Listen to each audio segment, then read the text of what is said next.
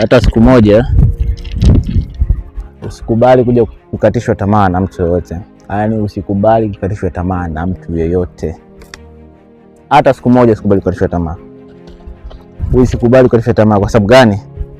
Nimekuja kujifunza kitu kuwa tupo kwenye dunia ambayo ni watu wachache sana watuombea mema. Na nimekuja kujua kuwa asilimia kubwa watu wengi ambao wanatuombea turudi nyuma ni watu wetu sana wa karibu.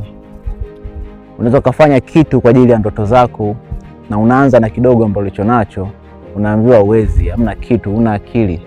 Wewe mtu kama uwezi kuwa kama huyo, hauwezi kufanya kitu kama hicho, haujielewi. Lakini kumbe pale unapokata tamaa na kuanza kunungunika, kumbe unajipotezea muda. Kinahitajika nini? Kukaza. Kwa sababu watarudi tu. Ukishaanza kutomboa watakupigia sana simu, watakusumbua sana.